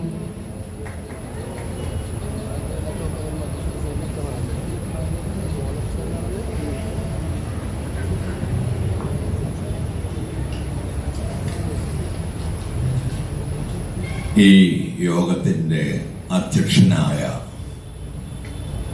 പ്രിയപ്പെട്ട അശോകൻ ചെരുവിൽ, നാം കാറിലും കോളിലും മഴയിലും ഉയർത്തിയ പതാക ഈ സായാഹ്ന വെയിലിൻ്റെ ഭംഗിയിൽ താഴ്ത്തിയ പ്രിയപ്പെട്ട CP അബൂബക്കർ, ഇവിടെ മുഖ്യ പ്രഭാഷണം നിർവഹിക്കുന്ന GS പ്രദീപ്, മുഖ്യാതിഥിയായ പ്രസീത ചാലക്കുടി, നന്ദി അർപ്പിക്കുന്ന KS സുനിൽകുമാർ, ലളിതാംബിക അന്തർജനത്തിൻ്റെ കുടുംബത്തിൽ നിന്നുള്ള തനുജ ഭട്ടതിരി, രാജേന്ദ്രൻ നമ്പൂതിരി, നമ്മുടെ 2 നേപ്പാളി സുഹൃത്ത് കവികളായ ഭുവൻ തപാലിയ, അമരാകാശ്, വേദിയിലും സദസ്സിലുമുള്ള അങ്ങേയറ്റം പ്രിയങ്കരും ബഹുമാന്യരുമായ എഴുത്തുകാരും സഹൃദയരുമായ തൃശ്ശൂരിൽ നിന്നും മറ്റ് നഗരങ്ങളിൽ നിന്നും ഇവിടെ ഗ്രാമങ്ങളിൽ നിന്ന് പോലും ഇവിടെ എത്തിച്ചേർന്ന പ്രിയപ്പെട്ട ശ്രോതാക്കളെ, വലിയ ചൈതന്യത്തോടും ആഹ്ലാദത്തോടും കൂടിയാണ് എന്നിൽ അർപ്പിക്കപ്പെട്ട ഏറ്റവും പ്രധാനമായ ദൗത്യം ഞാൻ നിർവഹിക്കുന്നത്. കേരള സാഹിത്യ അക്കാദമി ലൈബ്രറി നിങ്ങൾക്കറിയാവുന്നതുപോലെ കേരളത്തിലെ ഒരുപക്ഷെ ഏറ്റവും വലിയ മലയാള സാഹിത്യത്തിൻ്റെ ശേഖരമാണ്. അനേകം ഗവേഷകർ നിരന്തരമായി ഉപയോഗിച്ചു പോരുന്ന ഒരു മഹാഗ്രന്ഥശേഖരം കൂടിയാണ് അത്. പ്രത്യേകിച്ചും സാഹിത്യത്തിൽ നവാന്വേഷണങ്ങൾ നടത്തുന്ന ആളുകൾ സ്വാഭാവികമായി എത്തിച്ചേരുന്ന ഒരു സാഹിത്യ കേന്ദ്രവുമാണ് അത്. ആ ലൈബ്രറിക്ക് നമ്മുടെ വലിയ എഴുത്തുകാരുടെയും എഴുത്തുകാരികളുടെയും പരമ്പരയിൽപ്പെട്ട ശ്രീമതി ലളിതാംബിക അന്തർജനത്തിൻ്റെ പേര് നൽകുന്നത് എനിക്ക് കിട്ടിയ ഏറ്റവും വലിയ ബഹുമതികളിലൊന്നായി ഞാൻ കരുതുന്നു. ആ പേര് ഞാൻ ഇതോടെ ലൈബ്രറിക്ക് നൽകുകയും ചെയ്യുന്നു. ലളിതാംബിക അന്തർജനത്തിൻ്റെ സ്മാരക പ്രഭാഷണം നിർവഹിക്കുകയും അവരുടെ കൃതികൾക്ക് ദീർഘമായൊരു പഠനം എഴുതുകയും ചെയ്ത ഒരാൾ എന്ന നിലയിൽ കൂടിയാണ് അവരുടെ പേര് ലൈബ്രറിക്ക് നൽകുമ്പോഴുള്ള സന്തോഷം ഞാൻ നിങ്ങളുമായി പങ്കിടുന്നത്. അനേകം പേരുകൾ സ്വാഭാവികമായും ഇത്തരം സന്ദർഭങ്ങളിൽ ഉയർന്നു വരാറുണ്ട്. ഇത്തവണയും അനേകം പേരുകൾ ഉയർന്നു വന്നിരുന്നു. എങ്കിലും അതിൽ നിന്ന് ഉചിതം എന്ന് തോന്നുന്ന ഒരു പേര് ലൈബ്രറിക്ക് തിരഞ്ഞെടുക്കുകയാണ് ഉണ്ടായത്. നമുക്ക് അനേകം ലൈബ്രറികളും അനേകം ഹാളുകളും അനേകം സ്മാരകങ്ങളും ഉണ്ടായിരുന്നെങ്കിൽ ഒരുപക്ഷേ കേരളത്തിലെ ഏറ്റവും വലിയ മുഴുവൻ എഴുത്തുകാരുടെയും എഴുത്തുകാരികളുടെയും പേരുകൾ നാം അവയ്ക്കെല്ലാം നൽകുമായിരുന്നു. ഭാവിയിലെങ്കിലും അത്തരം ഹാളുകൾ, അത്തരം വായനശാലകൾ, അത്തരം ഗംഭീരമായ ഗ്രന്ഥപുരകൾ ഇവിടെ വളർന്നു വരട്ടെ. അവ ഓരോന്നും നമ്മുടെ എഴുത്തുകാരുടെ പേരുകളെ അനശ്വരങ്ങളാക്കട്ടെ എന്ന പ്രാർത്ഥന മാത്രമേ എനിക്ക് ഇപ്പോൾ നടത്താൻ കഴിയുന്നുള്ളൂ. നിങ്ങൾക്ക് എല്ലാവർക്കും ഞാനൊരു ദീർഘ പ്രഭാഷണത്തിലേക്ക് കടക്കുന്നതേയില്ല. ദീർഘ പ്രഭാഷണം GS പ്രദീപിന്റെ മേഖലയാണ്. സാഹിത്യത്തെക്കുറിച്ചുള്ള ഒരു ദീർഘ പ്രഭാഷണമോ സൗന്ദര്യശാസ്ത്രത്തിന്റെ പുതിയ ഉൾക്കാഴ്ചകളിലേക്കുള്ള ഒരു എത്തിനോട്ടമോ ഒന്നും തന്നെ ഇത്തരത്തിലുള്ള ഔപചാരികമായ ഒരു സന്ദർഭത്തിൽ നടത്തണം എന്ന് ഞാൻ ആഗ്രഹിക്കുന്നതേ ഇല്ല. നമുക്കറിയാവുന്നതുപോലെ കേരളം ക്രമേണ സാഹിത്യോത്സവങ്ങളുടെ ഒരു മഹാപ്രദേശമായി മാറുകയാണ്. കേരളത്തിന് പുറത്ത് മുമ്പേ സാഹിത്യോത്സവങ്ങൾ ഉണ്ടായിരുന്നു. കേരളത്തിലും സാഹിത്യോത്സവങ്ങൾ എന്ന് വിളിക്കപ്പെട്ടില്ലെങ്കിലും ആ രീതിയിലുള്ള മഹാഘോഷങ്ങൾ ഉണ്ടായിരുന്നു. എൻ്റെ ചെറിയ കാലത്തെ ഓർമ്മയിലുള്ള അത്തരത്തിലൊന്ന് ആലുവായിൽ വെച്ച് നടന്ന അഖിലേന്ത്യാ എഴുത്തുകാരുടെ ഒരു മഹാസമ്മേളനം ആയിരുന്നു. അതിൻ്റെ പിറകിൽ പ്രവർത്തിച്ച പലരും എൻ്റെ മുതിർന്ന ആളുകളും ഗുരുതുല്യരും എല്ലാവരും തന്നെയായിരുന്നു. അതിനുശേഷം എൻ്റെ കുട്ടിക്കാലത്തെ ഏറ്റവും ഉജ്ജ്വലമായ ഓർമ്മകളിൽ ചിലത് സാഹിത്യ പരിഷത്തിന്റെ മഹാസമ്മേളനങ്ങളിൽ പങ്കെടുക്കാൻ ചിലപ്പോഴൊക്കെ പണം കടം വാങ്ങി പോകുന്നതിൻ്റെതാണ്. കാസർഗോഡും കോഴിക്കോടും അല്ലെങ്കിൽ തെക്കൻ നഗരങ്ങളിലുമൊക്കെ നടക്കുന്ന സാഹിത്യ പരിഷത്തിന്റെ ആ മഹോത്സവങ്ങളിൽ വെച്ചാണ് ഞാൻ ജി ശങ്കരക്കുറുപ്പിനെയും വൈലോപ്പിള്ളിയെയും ഇടശ്ശേരിയെയും ഉറൂബിനെയും ബഷീറിനെയും അങ്ങനെ കേരളത്തിലെ ഏറ്റവും വലിയ എഴുത്തുകാരെ കാണുകയും തൊടുകയും അക്ഷരാർത്ഥത്തിൽ തൊടുകയും ചെയ്യുന്നത്. കാരണം ഒരു കുട്ടിക്ക് ഏറ്റവും ആഹ്ലാദം നൽകുന്നത് വലിയ ആളുകളുടെ പാദസ്പർശം ഇന്നത്തെ പോലെ ചെയ്യണമെന്നില്ലെങ്കിലും ദേഹസ്പർശം ചെയ്യുന്നതാണ്. ആ രീതിയിൽ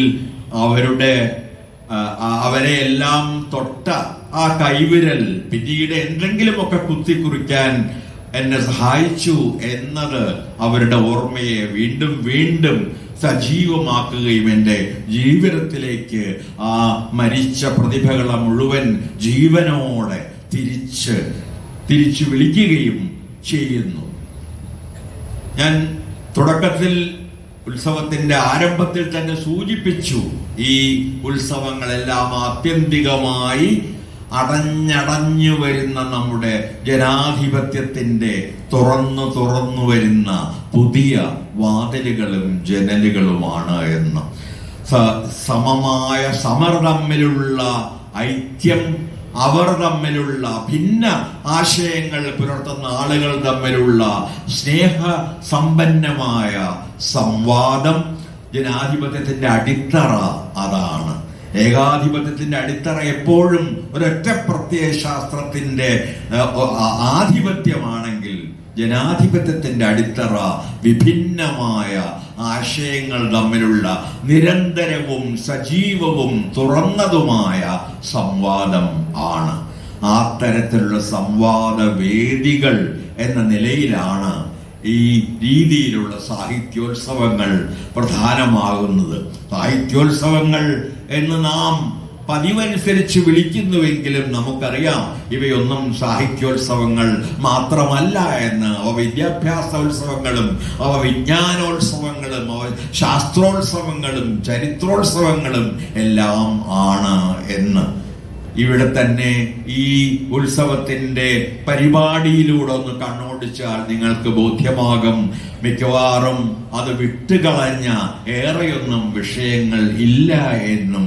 അത് ലോകത്തിന്റെ മുഴുവൻ വികാസത്തോടൊപ്പം ഒരു എളിയ ചുവട് വയ്ക്കാനുള്ള കേരളത്തിന്റെ പരിശ്രമത്തിന്റെ ഒരു പ്രധാനമായ ആരംഭം ആണ് എന്നും. ആ അർത്ഥത്തിലാണ് ഞാൻ സംവാദം എന്ന വാക്ക് വളരെ ധ്വനി ഭംഗിയോടെ ഉപയോഗിക്കാൻ ശ്രമിക്കുന്നത്. ഇവിടെ ഞാൻ നേരത്തെ തന്നെ പറഞ്ഞു, ഇവിടെ വേദിയിൽ നടക്കുന്ന എഴുത്തുകാർ തമ്മിലുള്ള സംവാദമുണ്ട്, കേൾവിക്കാർക്കിടയിൽ നടക്കുന്ന കേൾവിക്കാർ തമ്മിലുള്ള സംവാദമുണ്ട്, എഴുത്തുകാരും കേൾവിക്കാരും തമ്മിലുള്ള സംവാദമുണ്ട്, അത് അകത്തും പുറത്തുമുള്ള സംവാദങ്ങളുമുണ്ട്. ഇത്തരത്തിലുള്ള പൊതുവേദികളിൽ ഇരുന്നു കൊണ്ട് മാത്രമല്ല, പലപ്പോഴും പല അർത്ഥവത്തായ സംവാദങ്ങളും നടക്കുന്നത് സ്വകാര്യമായ ചെറിയ ചെറിയ സൗഹൃദ സംഭാഷണങ്ങളുടെ രൂപത്തിൽ കൂടിയാണ്. ഇറങ്ങി വരുന്ന എഴുത്തുകാരും വലിയ പ്രഭാഷണങ്ങൾ കഴിഞ്ഞ് ഇറങ്ങി വരുന്ന വലിയ എഴുത്തുകാരുമായി വായനക്കാർ, ഈ എഴുത്തുകാരെ മുഴുവൻ നിർമ്മിച്ച വായനക്കാർ ചെറിയ ചെറിയ ചോദ്യങ്ങൾ, എന്നാൽ വലിയ എഴുത്തുകാരെ പോലും അമ്പരപ്പിക്കുകയും ആഹ്ലാദിപ്പിക്കുകയും അത്ഭുതപ്പെടുത്തുകയും ചെയ്യുന്ന ചോദ്യങ്ങൾ ചോദിക്കുന്നതിലൂടെയാണ് ഇത്തരത്തിലുള്ള വേദികൾ സചേതനമായി മാറുന്നത്. ആ രീതിയിലുള്ള ഒരു ചൈതന്യ പ്രസരം ഈ ഉത്സവവും കഴിഞ്ഞ വർഷം എന്ന പോലെ ഈ വർഷവും സൃഷ്ടിച്ചിട്ടുണ്ട് എന്ന് കരുതാൻ എങ്കിലും ഞങ്ങളെ അനുവദിക്കുക. ഞങ്ങൾ ഈ ആഗ്രഹം പ്രകടിപ്പിക്കാനെങ്കിലും ഞങ്ങൾ നിശ്ചയമായും അനുവദിക്കുക. കാരണം ഈ ഉത്സവത്തെക്കുറിച്ച് സങ്കല്പിക്കുമ്പോൾ സാഹിത്യ അക്കാദമിയുടെ മനസ്സിലുണ്ടായിരുന്നത് മറ്റ് അനേകം സ്വകാര്യ മേഖലയിലെ ഉത്സവങ്ങൾ നടക്കുമ്പോഴും അല്ലെങ്കിൽ പൊതുമേഖലയിൽ പോലും ചലച്ചിത്രോത്സവവും നാടകോത്സവവും എല്ലാം നടക്കുമ്പോഴും സാഹിത്യത്തിന് ആ തരത്തിലുള്ള ദേശീയവും സർവദേശീയവുമായ ഒരു ഉത്സവം ഇല്ലല്ലോ എന്ന തോന്നലാണ്. ആ തോന്നൽ ഫലപ്രദമായി ഗവൺമെന്റുമായി പങ്കിടുകയും ഗവൺമെന്റിന്റെ സഹായത്തോടും അല്പം ചില ചെറിയ സ്വകാര്യ സ്പോൺസർമാരുടെ ചെറിയ സഹായങ്ങളോടും കൂടിയാണ് ഈ 2 വർഷത്തെയും ഉത്സവങ്ങൾ സാധ്യമായത്. പ്രിയപ്പെട്ട അശോകൻ സൂചിപ്പിച്ചതുപോലെ കഴിഞ്ഞ വർഷത്തെ ഒരു വർണ്ണപ്പകിട്ടോ അത്രയേറെ സെഷനുകളോ അത്രയേറെ വേദികളോ ഒരുപക്ഷെ ഈ വർഷം ഞങ്ങൾക്ക് നിങ്ങളുടെ മുമ്പിൽ അവതരിപ്പിക്കാൻ കഴിഞ്ഞിട്ടുണ്ടാവുകയില്ല. അത് പ്രധാനമായും സാമ്പത്തിക പരിമിതി മൂലമാണ്. ശൈക്ഷണിക പരിമിതിയോ സാംസ്കാരിക പരിമിതിയോ മൂലം അല്ല എന്ന് പ്രത്യേകമായി പറയട്ടെ. പക്ഷെ ഒരു കാര്യം ഞങ്ങൾക്ക് ഉറപ്പിച്ചു പറയാൻ കഴിയും, ഈ ഉത്സവത്തിന്റെ സവിശേഷത അതിന്റെ ഓരോ ചർച്ചയിലും ഓരോ സംഭാഷണത്തിലും ഓരോ പ്രഭാഷണത്തിലും അത് പ്രകടിപ്പിച്ചിട്ടുള്ള ഗൗരവമാണ്. ഗ്രാവിറ്റി എന്ന് പറയുന്നത്, അതിന്റെ കനം, അതിന്റെ ഗൗരവം, അതാണ് ഒരു പക്ഷേ ഈ ഉത്സവത്തെ മറ്റ് പല ഉത്സവങ്ങളിൽ നിന്നും വ്യത്യസ്തമാക്കുന്ന ഏറ്റവും പ്രധാനമായ ഒരു ഘടകം. ഞാൻ സൂചിപ്പിച്ചതുപോലെ സാഹിത്യത്തിന്റെ വിവിധ മേഖലകൾ, നാടകവും ചലച്ചിത്രവും ചിത്രകലയും പോലുള്ള ഇതര കലകൾ, ചരിത്രവും ശാസ്ത്രവും പോലുള്ള വിജ്ഞാന മേഖലകൾ, ഇവയൊക്കെ തന്നെ ചർച്ചാ വിഷയം ആക്കുന്ന ഒരു ഉത്സവമാണ് ഇവിടെ ഇപ്പോൾ കൊടിയിറങ്ങിയത്. അത് ആ ഓരോ മേഖലയിലുമുള്ള ഏറ്റവും പുതിയ പ്രശ്നങ്ങളെ അല്ലെങ്കിൽ പ്രതിസന്ധികളെ സ്പർശിക്കാനുള്ള ഒരു ശ്രമം കൂടിയാണ് ഞങ്ങൾ നടത്തിപ്പോന്നിട്ടുള്ളത്. നിശ്ചയമായും ഈ വിഷയങ്ങൾ വർഷങ്ങളായി ചർച്ച ചെയ്യപ്പെടുന്നതാണ്. പിന്നെ എന്താണ് നിങ്ങൾക്ക് പുതുതായി ചർച്ച ചെയ്യാനുള്ളത് എന്ന് ചോദിക്കുന്നവരുണ്ടാകാം. എങ്കിലും ഈ വിഷയങ്ങളിലൂടെ കണ്ണോടിക്കുന്ന ആർക്കും ബോധ്യമാകുന്ന ഏറ്റവും പ്രധാനമായ കാര്യം, ഈ വിഷയങ്ങളിലെല്ലാം ഓരോന്നും ഉയർത്തിക്കൊണ്ടുവന്ന ഏറ്റവും പ്രധാനമായ, ഏറ്റവും പ്രസക്തമായ, ഏറ്റവും സമകാലീനമായ സമസ്യകളെ അഭിമുഖീകരിക്കാനും അവയ്ക്ക് ഉത്തരങ്ങൾ കണ്ടെത്താനുമുള്ള ഒരു പരിശ്രമമാണ് ഇതിലൂടെ നടന്നത് എന്നതാണ്. ഓരോ വർഷവും എന്തെങ്കിലും പുതുതായി ആവിഷ്കരിക്കാനുള്ള ശ്രമങ്ങളും ഞങ്ങൾ നടത്തുന്നു. ഇത്തവണ പ്രിയപ്പെട്ട സെക്രട്ടറി CP അബൂബക്കർ പ്രൊഫസർ പറഞ്ഞതുപോലെ ഈ ബാലസാഹിത്യ ഇൻസ്റ്റിറ്റ്യൂട്ടിന്റെ സഹകരണത്തോടെ കുട്ടികൾക്കുള്ള ഒരു പ്രത്യേക വേദി ഈ വർഷമുണ്ടായി. ഈ രീതിയിൽ ഭിന്ന വിഭാഗങ്ങളെ കൂടി കൂടുതലായി ഉൾക്കൊള്ളിക്കുന്ന ഒന്നായി ഈ ഉത്സവം വളരണം എന്നാണ് ഞങ്ങളില്ലാതായാലും ഇത് വളർന്നുകൊണ്ടിരിക്കണം. ഞങ്ങൾ ഉണ്ടായേക്കില്ല, ഭരണത്തിലുണ്ടാവില്ല, ഒരുപക്ഷെ ജീവിതത്തിലും ഉണ്ടാകില്ല.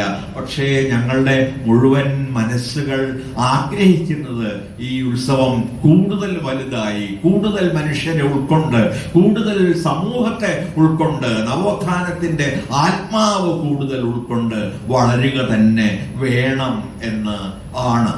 നാം ഇവിടെ ഇന്ത്യൻ സാഹിത്യത്തെ കുറിച്ചുള്ള ചർച്ചകൾ നടത്തി. ഇന്ത്യൻ സാഹിത്യം ഒന്നാണോ പലതാണോ എന്ന ഒരു വളരെ പ്രധാനമായ ഒരിക്കലും നമുക്ക് പൂർണ്ണമായ ഉത്തരം ലഭിക്കാൻ പോകുന്നില്ലാത്ത ഒരു ചോദ്യം നാം സ്വയം ചോദിച്ചു. ഇന്ത്യൻ സാഹിത്യം, അതിനെക്കുറിച്ച് ഞാൻ എപ്പോഴും ആലോചിക്കുമ്പോൾ എൻ്റെ മനസ്സിൽ വരാറുള്ളത്, എനിക്ക് അനേകം ഗുരുക്കളിൽ ഒരാളായ അനന്തമൂർത്തി പറയാറുള്ള ഒരു കാര്യമാണ്. മരിച്ചുപോയ UR അനന്തമൂർത്തി അദ്ദേഹം പറയാറുണ്ട്, ഇന്ത്യൻ സാഹിത്യത്തിലെ ഐക്യത്തിന് വേണ്ടി നാം നോക്കുമ്പോൾ അതിൻ്റെ ഭിന്നതകൾ, വ്യത്യാസങ്ങൾ കാണുന്നു. ഇന്ത്യൻ സാഹിത്യത്തിന്റെ വ്യത്യാസങ്ങൾക്ക് വേണ്ടി നാം നോക്കുമ്പോൾ അതിൻ്റെ ഐക്യവും നാം കാണുന്നു.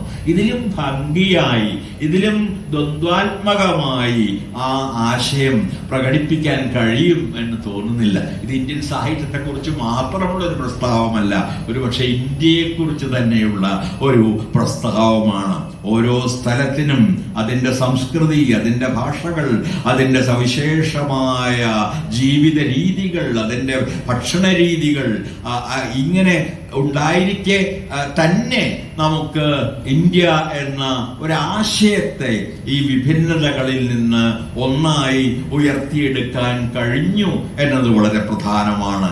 അതേസമയം അത്ര തന്നെ പ്രധാനമാണ് ഇന്ന് പ്രത്യേകിച്ചും ഒന്നായിരിക്കെ തന്നെ അനേകം വിഭിന്ന സംസ്കൃതികളുടെയും വിഭിന്ന ഭാഷകളുടെയും ഒരു സംഘാതമാണ് ഇന്ത്യ എന്ന ആശയം, അഥവാ ഇന്ത്യ എന്ന രാഷ്ട്രം തന്നെ എന്ന് തിരിച്ചറിയുക എന്നത്. ഫെഡറലിസം തകർന്നുകൊണ്ടിരിക്കുന്ന, ഭരണഘടന ഓരോ നിമിഷവും ചോദ്യം ചെയ്യപ്പെട്ടുകൊണ്ടിരിക്കുന്ന, മതേതരത്വം ഉൾപ്പെടെയുള്ള നമ്മുടെ ജീവിത തത്വങ്ങൾ മുഴുവൻ തന്നെ ശിഥിലീകരണത്തെ അഭിമുഖീകരിക്കുന്ന ഇത്തരമൊരു സന്ദർഭത്തിൽ എന്തുകൊണ്ട് ഇന്ത്യയിലെ വൈഭിന്യത്തെ, അല്ലെങ്കിൽ നാം സാധാരണ പറയുന്നത് പോലെ ബഹുസ്വരതയെ നിലനിർത്തേണ്ടതുണ്ട് എന്ന ചോദ്യം നാം വീണ്ടും വീണ്ടും സ്വയം ഉന്നയിക്കുകയും മറ്റുള്ളവർക്ക് മുന്നിൽ ഉന്നയിക്കുകയും വേണം. കാരണം ആ ബഹുസ്വരതയിലൂടെയാണ് ഇന്ത്യയുടെ ആത്മാവ് സ്വയം വെളിപ്പെടുന്നത്. ഒറ്റ സ്വരത്തിലൂടെയല്ല, അനേകം ഭാഷകളിൽ ചിരിച്ചും കരഞ്ഞും സംസാരിച്ചും കൊണ്ടാണ് ഈ ഇന്ത്യയിലെ സംസ്കാരം നിലനിന്ന് പോന്നിട്ടുള്ളത്. അനേകം മതങ്ങൾ, അനേകം വംശങ്ങൾ, അനേകം ഭാഷകൾ, അനേകം സംസ്കാരങ്ങൾ, ഇവയുടെ അഭൂതപൂർവമായ ഒരു സംഗമമെന്ന നിലയിലാണ് ഇന്ത്യ എല്ലാ കാലത്തും അർത്ഥവത്തായ അതിൻ്റെ അസ്തിത്വം പുലർത്തി പോന്നിട്ടുള്ളത്. അതുകൊണ്ട് ആ ചോദ്യം ഇവിടെ ഉന്നയിക്കപ്പെട്ടത് ഈ ഒരു സവിശേഷമായ സാമൂഹ്യ രാഷ്ട്രീയ സന്ദർഭത്തിൽ കൂടി ആണ്. ഇന്ത്യൻ സാഹിത്യത്തെക്കുറിച്ച്, ദക്ഷിണേന്ത്യൻ സാഹിത്യത്തെക്കുറിച്ച്, പ്രത്യേകിച്ച് ഏഷ്യൻ സാഹിത്യത്തെക്കുറിച്ച് മറ്റൊരിടത്ത് ഇങ്ങനെയുള്ള അനേകം ചർച്ചകൾ നാം ഇവിടെ നടത്തുകയുണ്ടായി.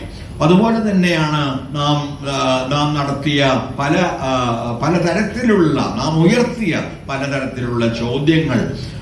സ്വാഭാവികമായും ഒരാൾക്കും 3 വേദികളിൽ ഒരേ സമയം നടക്കുന്ന എല്ലാ ചർച്ചകളിലും പങ്കെടുക്കുക സാധ്യമല്ല. കേട്ടറിഞ്ഞതും ചിലപ്പോൾ കണ്ടറിഞ്ഞതും ഒക്കെയായ ചില കാര്യങ്ങൾ വെച്ചുകൊണ്ട് മാത്രമാണ് ഞാൻ ഈ സംസാരം സ്വാഭാവികമായും നടത്തുന്നത്.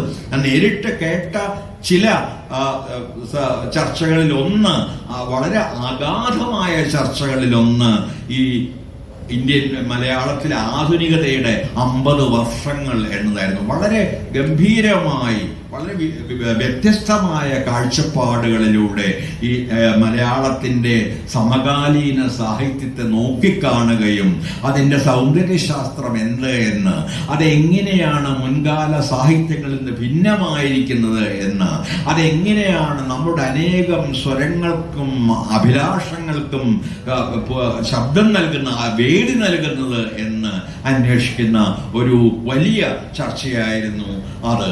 നമ്മുടെ എല്ലാ ദ്വന്ദ്ങ്ങളെയും, അഥവാ ബൈനറികളെയും, രൂപവും ഭാവവും തമ്മിലുള്ള, അല്ലെങ്കിൽ സമൂഹവും വ്യക്തിയും തമ്മിലുള്ള, അല്ലെങ്കിൽ പാരമ്പര്യവും നവീനതയും തമ്മിലുള്ള ഈ ദ്വന്ദ്വ വീക്ഷണ രീതിയെ മറികടന്നുകൊണ്ട് എങ്ങനെയാണ് ഇവയെല്ലാം പരസ്പരം പ്രതിപ്രവർത്തിക്കുകയും അന്യോന്യം സമ്പന്നമാക്കുകയും ചെയ്യുന്നത് എന്ന് അന്വേഷിച്ച ഒരു ചർച്ചയായിരുന്നു അത് എന്ന് സംശയമില്ലാതെ തന്നെ പറയാം. അപ്പോൾ നിശ്ചിതത്വത്തെക്കാളേറെ, കാരണം ഈ ഉത്സവങ്ങളുടെ ഭംഗി ഇരിക്കുന്നത് അത് നമുക്ക് തരുന്ന നിശ്ചയങ്ങളെക്കാളേറെ അത് ഉയർത്തുന്ന ചോദ്യങ്ങളിൽ ആണ്, അത് ഉയർത്തുന്ന സംശയങ്ങളിൽ ആണ്. സംശയത്തോടെ ജീവിതത്തെ, സംശയത്തോടെ പ്രത്യയശാസ്ത്രങ്ങളെ, സംശയത്തോടെ തത്വചിന്തകളെ, സംശയത്തോടെ ജീവിതത്തെ കാണാൻ തുടങ്ങുമ്പോൾ മാത്രമാണ് നാം ചോദ്യങ്ങൾ ചോദിക്കാൻ ആരംഭിക്കുന്നത്. സംശയത്തോടെ സമുദായത്തെ കണ്ട ഒരാളായിരുന്നു സോക്രട്ടീസ്. സംശയത്തോടെ തൻ്റെ തൻ്റെ കാലത്തെ കണ്ട ഒരാളായിരുന്നു ക്രിസ്തു. സംശയത്തോടെ മതങ്ങളെ കണ്ട ഒരാൾ പോലുമായിരുന്നു ബുദ്ധൻ. ഈ രീതിയിലുള്ള സംശയസ്ഥരായ ആളുകളാണ് പല രീതികളിൽ നമുക്ക് നമ്മുടെ ചിന്തയെ, നമ്മുടെ ജീവിതത്തെ നിരന്തരമായി മുന്നോട്ട് നയിച്ചു പോന്നിട്ടുള്ളത്. വിശ്വാസികളെക്കാൾ സംശയിക്കുന്ന മനുഷ്യരാണ്, ചോദ്യങ്ങൾ ഉയർത്തുന്ന മനുഷ്യരാണ് ഏറ്റവും നമുക്ക് ആശ്രയിക്കാൻ കഴിയുന്ന മനുഷ്യർ. ഏറ്റവും അധികം അർത്ഥവത്തായ രീതിയിൽ ജീവിതത്തെ നേരിടുന്ന മനുഷ്യർ എന്നുകൂടി തെളിയിക്കുന്നതായിരുന്നു ഇവിടെ നടന്ന ആ രീതിയിലുള്ള ചർച്ച. ആഖ്യാനങ്ങളുടെ രീതികളെ പറ്റിയുള്ള ചർച്ചകളുണ്ടായി. സാഹിത്യ വിവർത്തനം എന്താണ് വാസ്തവത്തിൽ ചെയ്യുന്നത്? അത് ഗായത്രി സ്പിവാക്കൊക്കെ പറയുന്നത് പോലെ ഒരു ക്ലോസ് റീഡിങ്, ഒരു കൃതിയുടെ വളരെ അടുത്തിരുന്നു കൊണ്ടുള്ള ഒരു വായന തന്നെയല്ലേ മുതലായ ചോദ്യങ്ങൾ ഉയർത്തപ്പെട്ട സെഷനുകൾ ഇവിടെ നടന്നു. ഒരു സിനിമയും നാടകവും തമ്മിലുള്ള വ്യത്യാസങ്ങളിൽ ഊന്നുന്ന രീതിയിലുള്ള ചർച്ചകൾ ഉണ്ടായിരുന്നു. എങ്ങനെയാണ് എഴുതപ്പെട്ട ഒരു പാഠം ഒരു ദൃശ്യപാഠമായി മാറുമ്പോൾ അതിൻ്റെ രീതികൾ മാറുന്നത് എന്ന് നാം അന്വേഷിച്ചു. ഹിംസയും പ്രതിഹിംസയും നമ്മുടെ പ്രത്യേകിച്ചും ചലച്ചിത്രത്തെയും ജനപ്രിയ കലകളെയും കൂടുതലായി ആവേശിക്കുകയും നിർവചിക്കുകയും ചെയ്യാൻ ആരംഭിച്ചിട്ടുള്ള ഈ ഹിംസയും പ്രതിഹിംസയും എങ്ങനെയാണ് ഇന്ന് വ്യാപിച്ചു വരുന്നത്, എങ്ങനെയാണ് ആ തരത്തിലുള്ളൊരു ഘട്ടത്തിൽ നാം കലയെ സമീപിക്കേണ്ടത് എന്നതിനെക്കുറിച്ചുള്ള ചർച്ചകൾ നടന്നു. നിർമ്മിത ബുദ്ധി എന്താണ് വാസ്തവത്തിൽ ചെയ്യുന്നത് എന്നതിനെ കുറിച്ചുള്ള അന്വേഷണങ്ങൾ നടന്നു. നിങ്ങൾക്കറിയാം, ലോകത്തെമ്പാടും നിർമ്മിത ബുദ്ധിക്ക് അനുകൂലമായും പ്രതികൂലമായുമുള്ള ഒട്ടേറെ പ്രതികരണങ്ങൾ ഉണ്ടാകുന്ന ഒരു സമയമാണ് ഇത്. നിർമ്മിത ബുദ്ധി നിശ്ചയമായും ഞങ്ങളുടെ ഗംഭീരങ്ങളായ റീലുകളെ പ്രചോദിപ്പിച്ചു എന്ന കാര്യം സമ്മതിച്ചുകൊണ്ട് തന്നെ ഞാൻ പറയട്ടെ. അതിന് വീണ്ടും രാജേഷിനെയും നയൻതാരയെയും ഹാർദവമായി അഭിനന്ദിച്ചുകൊണ്ട് തന്നെ ഞാൻ പറയട്ടെ, ഈ നിർമ്മിത ബുദ്ധിക്കെതിരായ ഒരു വലിയ പ്രത്യേകിച്ചും എഴുത്തുകാരുടെയും കലാകാരന്മാരുടെയും സംഘം കൂടി ഇന്ന് ഉണ്ടായി വരുന്നുണ്ട്. നിർമ്മിത ബുദ്ധി എന്ന് പറയുന്നത് ഒരു പ്ലാജിയാറിസം മെഷീൻ, അനുകരണ യന്ത്രം ആണ് എന്നൊരുപാട് ശാസ്ത്രജ്ഞന്മാരുൾപ്പെടെ പറയാൻ തുടങ്ങിയിട്ടുണ്ട്. അതൊരു പക്ഷേ നമ്മുടെ സർഗാത്മകതയുടെ ക്ഷയത്തിലേക്ക് നയിക്കുമോ എന്ന ഭയം ഉണ്ടാകാനും തുടങ്ങിയിട്ടുണ്ട്. പക്ഷേ ഇത്തരം സന്ദർഭങ്ങളിൽ റീലുകൾ ഉണ്ടാക്കുമ്പോൾ ഞാനും പലപ്പോഴും ഉപയോഗിക്കാറുണ്ട്. എൻ്റെ ഫേസ്ബുക്ക് പോസ്റ്റുകൾക്ക് ഒരു ചിത്രം ആവശ്യമായി വരുമ്പോൾ മെറ്റയോടോ എഐയോടോ ആവശ്യപ്പെടുക അതിന് അനുകൂലമായ ഒരു ചിത്രം നൽകാൻ. അവർ അങ്ങനെയുള്ള ചിത്രങ്ങൾ ഉപയോഗിക്കാറുണ്ട്. പക്ഷേ ഈ വളരെ സംശയത്തോടെ നോക്കുകയും ശ്രദ്ധയോടെ സമീപിക്കുകയും വേണ്ട ഒന്നാണ് മറ്റേത് സാങ്കേതിക വിദ്യയും പോലെ ഈ നിർമ്മിത ബുദ്ധി എന്ന് പറയാം. ഒരു മതദേശീയതയെക്കുറിച്ചുള്ള ചർച്ചയുടെ ഉണ്ടായി. ഗുരുവിന്റെയും ഗാന്ധിയുടെയും എക്കാലവും നിലനിൽക്കുന്ന വലിയ സന്ദേശങ്ങളെക്കുറിച്ച് സുനിൽ ഇളയിടത്തിന്റെ വളരെ അർത്ഥവത്തായ ഒരു പ്രഭാഷണം ഇവിടെ ഉണ്ടായി. സ്ത്രീ സ്വാതന്ത്ര്യം നിരന്തരമായി ചർച്ച ചെയ്യപ്പെട്ടു. സ്ത്രീ സ്വാതന്ത്ര്യം മാത്രമല്ല, ജെൻഡർ ഫ്ലൂയിഡിറ്റി എന്ന് പറയുന്ന, അതായത് പുരുഷൻ സ്ത്രീ എന്നിടത്ത് ലിംഗവ്യത്യാസങ്ങൾ അവസാനിക്കുന്നില്ല എന്ന് നാം കൂടുതൽ തിരിച്ചറിയുകയും അതിനെ അംഗീകരിക്കുകയും ചെയ്യുന്ന ഒരു കാലമാണിത്. അതുകൊണ്ട് LGBTQ വിഭാഗങ്ങളെ മുഴുവനും ഉൾക്കൊള്ളുന്ന രീതിയിൽ നമ്മുടെ ജെൻഡർ ഡെഫിനിഷൻസ്, നമ്മുടെ ലിംഗ നിർവചനങ്ങൾ മാറണം എന്ന് കൂടുതലായി ആളുകൾ വിശ്വസിക്കാൻ പറയാൻ തുടങ്ങുന്ന ഒരു കാലമാണിത്. ആ രീതിയിൽ തന്നെ ഈ ലിംഗ സ്വഭാവത്തിന്റെ നിരന്തരമായ പരിവർത്തന വിധേയത അതും ഇവിടുത്തെ ചർച്ചകൾക്ക് വിഷയമാവുകയുണ്ടായി. കലയും സാഹിത്യവും എങ്ങനെയാണ് ഒരു രാഷ്ട്രീയ അനുഭവം കൂടി ആയിരിക്കുന്നത്, അതിൻ്റെ എഴുത്തിലായാലും ഒരുപക്ഷെ അതിനേക്കാളേറെ അതിൻ്റെ വായനയിലായാലും എന്തുകൊണ്ട് സാഹിത്യം രാഷ്ട്രീയമായി കൂടി തിരിച്ചറിയപ്പെടുകയും വായിക്കപ്പെടുകയും ചെയ്യണം എന്ന ചോദ്യം ഇവിടെ ഉയർന്നു വരികയുണ്ടായി. പുരുഷ മേധാവിത്വത്തിനെതിരായ ധീരമായ ശബ്ദങ്ങൾ ഈ വേദികളിൽ നിന്ന് ഉയർന്നു വന്നു. വികസനവും പരിസ്ഥിതിയും തമ്മിലുള്ള ഒരു സമതുലനം പുലർത്തുന്ന ജനകീയമായ ഒരു വികസന സങ്കല്പത്തിന്റെ അനിവാര്യതയെക്കുറിച്ചുള്ള വളരെ അർത്ഥവത്തായ ചർച്ചകൾ ഇവിടെ നടന്നു. സാഹിത്യ ഭാഷയും ദൈനംദിന ഭാഷയും തമ്മിലുള്ള കൊടുക്കൽ വാങ്ങലുകളും അവയുടെ വ്യത്യാസങ്ങളും അവയുടെ സമാനതകളും ഒക്കെ തന്നെ ഇവിടെ ചർച്ചകൾക്ക് വിധേയമായി. ഈ ഒരുപാട് വളരെ സവിശേഷമായ വിഷയങ്ങൾ അതിൽ ചിലതിനൊക്കെ ഞാൻ നിശ്ചയമായും നയൻതാരയോടുകൂടി നന്ദി പറയേണ്ടതുണ്ട്. തീവണ്ടിയും സാഹിത്യവും അല്ലെങ്കിൽ എഴുത്തുകാരുടെ ഛായാചിത്രങ്ങൾ നിർമ്മിക്കുന്ന ആളുകളുടെ ഒരു സംവാദം ഇവിടെ നടക്കുകയുണ്ടായി. അതിൽ ഉന്നയിക്കപ്പെട്ട പല ആവശ്യങ്ങളും ഈ ഉത്സവങ്ങൾ ഉന്നയിക്കപ്പെടുന്ന കൂടിയുണ്ട്. അതിൽ ഉന്നയിക്കപ്പെട്ട ഒരാവശ്യം ഞാൻ ശ്രദ്ധിച്ചു. എഴുത്തുകാരുടെ ഫോട്ടോഗ്രാഫുകൾ പകർപ്പവകാശമുക്തമായിരിക്കണം. ഞാൻ പൂർണ്ണമായും പിന്തുണയ്ക്കുന്ന ഒരു ആവശ്യം കൂടിയാണ് അത് എന്ന് പറയട്ടെ. കാരണം ഈ എഴുത്തുകാരുടെ ഫോട്ടോഗ്രാഫുകൾ അവരുടെ കുടുംബത്തിൻ്റെയോ അല്ലെങ്കിൽ അവരുടെ മക്കളുടെയോ അവകാശം മാത്രമായാൽ പോരാ. എഴുത്തുകാർ സമൂഹത്തിന് മുഴുവൻ അവകാശപ്പെട്ടവരാണ് എന്നതുപോലെ തന്നെ അവരെ സംബന്ധിച്ച രേഖകൾ, അവരുടെ കയ്യെഴുത്ത് പ്രതികൾ, അവരുടെ ഛായാചിത്രങ്ങൾ, അവരുടെ ഈ നേരത്തെ പറഞ്ഞുപോലുള്ള ഫോട്ടോഗ്രാഫുകൾ ഇവയെല്ലാം തന്നെ ഒരു ആത്യന്തികമായി സമൂഹത്തിൻ്റെത് തന്നെയായി മാറണം. ദളിത് ലിംഗപ്രാതിനിധ്യത്തിന്റെ പ്രശ്നം പോലെ തന്നെ പ്രധാനമായ ദളിത് പ്രാതിനിധ്യത്തിന്റെ പ്രശ്നം ഇവിടെ ടി.എസ്. ശ്യാംകുമാർ ഉന്നയിക്കുകയുണ്ടായി. അത് നാം കണക്കെടുത്ത് നോക്കേണ്ടതാണ്. നമ്മുടെ പുരോഗതിയെക്കുറിച്ച് നാം അഭിമാനത്തോടെ സംസാരിക്കാറുണ്ട്. ഞാനും ആ അഭിമാനത്തിൽ ചിലപ്പോഴൊക്കെ പങ്കുചേർന്ന് പോയിട്ടുണ്ടെങ്കിലും ജാതിയെക്കുറിച്ച് ആലോചിക്കുമ്പോൾ എനിക്ക് അത്രയൊന്നും അഭിമാനമില്ല എന്ന് തുറന്നു പറഞ്ഞുകൊള്ളട്ടെ. ഇപ്പോഴും നാം ജാതി എവിടെയൊക്കെയോ ഒളിച്ചു വച്ചിരിക്കുകയാണ്. അത് പലപ്പോഴും നാം അറിയാതെ പുറത്തു വരുന്നുണ്ട് എന്ന തോന്നൽ നിശ്ചയമായും ഉണ്ട്.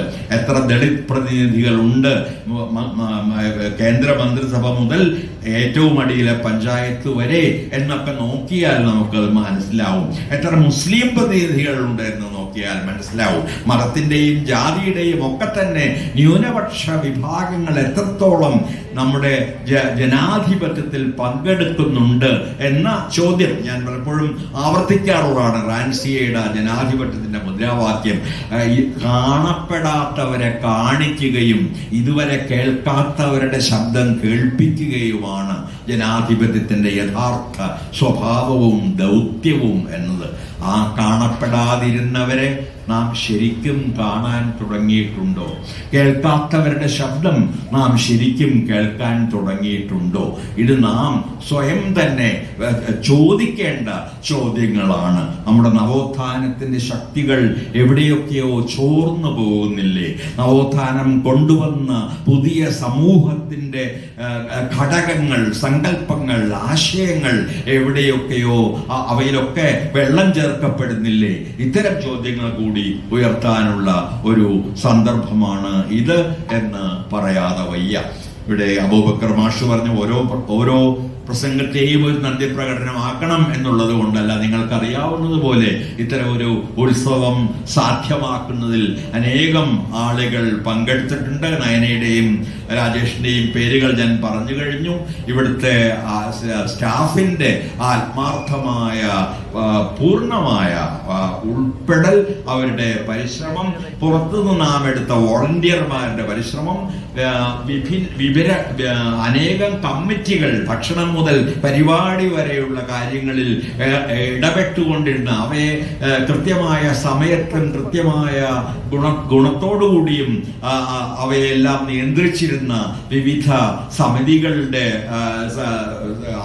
അംഗങ്ങൾ, അതുപോലെ സാങ്കേതിക സാമ്പത്തികമായ രീതിയിൽ ഈ ഉത്സവത്തിന്റെ നടത്തിപ്പിനെ സഹായിച്ച ആളുകൾ, ഈ ഉത്സവത്തെ യഥാർത്ഥ ഉത്സവമാക്കി മാറ്റിയ നിങ്ങൾ, അഥവാ നാം പലപ്പോഴും ശ്രോതാക്കളെന്നോ കേൾവിക്കാരെന്നോ വിളിച്ച് തള്ളിക്കളയുന്ന, എന്നാൽ വാസ്തവത്തിൽ ഏതുത്സവത്തെയും ഉത്സവമാക്കി മാറ്റുന്ന ഈ നിങ്ങളെപ്പോലുള്ള അനേകം മനുഷ്യ അക്കാദമിയുടെ എക്സിക്യൂട്ടീവ് ബോർഡിന്റെയും ജനറൽ കൗൺസിലിന്റെയും അംഗങ്ങൾ, ഞങ്ങൾക്ക് പല രീതിയിലുള്ള സഹായങ്ങൾ നൽകിയ സ്പോൺസർമാർ, ഞങ്ങളുടെ സഹോദര സ്ഥാപനങ്ങൾ ബാലസാഹിത്യ ഇൻസ്റ്റിറ്റ്യൂട്ടും സംഗീത നാടക അക്കാദമിയും ലളിതകലാ അക്കാദമിയും പോലുള്ള ഞങ്ങളുടെ സഹോദര സ്ഥാപനങ്ങൾ, പലപ്പോഴും ഞങ്ങളുടെ പരിപാടികൾ നടന്നത് സംഗീത നാടക അക്കാദമിയുടെ കൂടി സഹായത്തോടു കൂടിയാണ്. ഇതിനു വേണ്ടി പ്രവർത്തിച്ച അനേകം കലാകാരന്മാർ, പ്രോഗ്രാമിംഗ് ചെയ്ത ആളുകൾ, ഇങ്ങനെ അനേകം ആളുകൾ, വേദിയിലിരിക്കുന്നവരും വേദിയിലിരിക്കാത്തവരുമായ ഒട്ടനവധി ആളുകളുടെ നിരന്തരമായ പ്രയത്നത്തിന്റെ ഫലം കൂടിയായിട്ടാണ് ഈ ഉത്സവം ഒരു വിജയമായി എന്ന് ഞാൻ പറയുന്നതിൽ വിരോധമില്ലെങ്കിൽ അത് വിജയമായി മാറിയത്. ഈ സഹകരണം, ഈ സ്നേഹം നിങ്ങളെല്ലാവരും തുടർന്നും സാഹിത്യ അക്കാദമിക്ക് നൽകണം. ഞാൻ പറഞ്ഞതുപോലെ ഞങ്ങൾ ഇല്ലാതായാലും നിങ്ങൾ ഈ കാണിക്കുന്ന നിസ്സീമമായ വാത്സല്യം, ഈ ഗംഭീരമായ അടുപ്പം സാഹിത്യ അക്കാദമിയോട് പുലർത്തിക്കൊണ്ടേയിരിക്കണം എന്ന് നിങ്ങളോട് ഒരിക്കൽ കൂടി അഭ്യർത്ഥിക്കാനും ഓർമ്മിപ്പിക്കാനും കൂടി ഈ അവസരം ഉപയോഗിച്ചുകൊണ്ട് ഞാൻ ഈ സമാപന സമ്മേളനത്തിന്റെ ഉദ്ഘാടനം നിർവഹിക്കുന്നു. നന്ദി.